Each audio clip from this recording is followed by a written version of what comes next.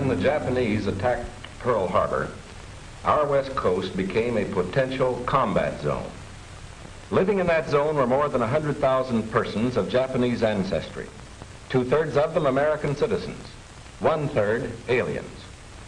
We knew that some among them were potentially dangerous. Most were loyal. But no one knew what would happen among this concentrated population if Japanese forces should try to invade our shores. Military authorities therefore determined that all of them, citizens and aliens alike, would have to move. This picture tells how the mass migration was accomplished. There were more Japanese in Los Angeles than in any other area. At nearby San Pedro, houses and hotels occupied almost exclusively by Japanese were within a stone's throw of a naval air base, shipyards, oil wells. Japanese fishermen had every opportunity to watch the movement of our ships. Japanese farmers were living close to vital aircraft plants. The commanding general of the Western Defense Command determined that all Japanese within the coastal area should move inland. Immediately, the Army began mapping evacuation areas and for a time encouraged the Japanese to leave voluntarily. Notices were posted. All persons of Japanese descent were required to register. They gathered in their own churches and schools, and the Japanese themselves cheerfully handled the enormous paperwork involved in the migration. Now the actual migration got underway. The Army provided fleets of vans to transport household belongings and buses to move the people to assembly centers. The evacuees cooperated wholeheartedly.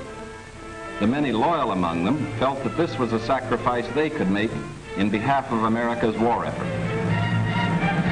In small towns as well as large, up and down the coast, the moving continued.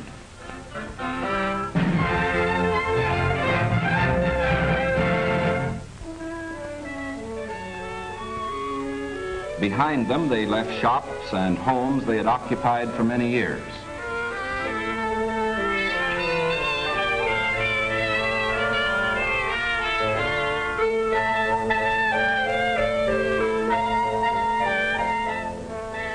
Now they were taken to racetracks and fairgrounds where the Army almost overnight had built assembly centers.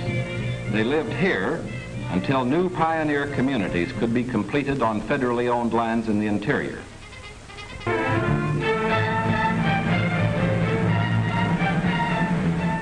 At each relocation center, evacuees were met by an advance contingent of Japanese who had arrived some days earlier and who now acted as guides.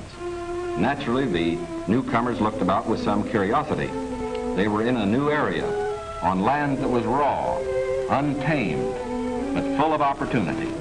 Here they would build schools, educate their children, reclaim the desert.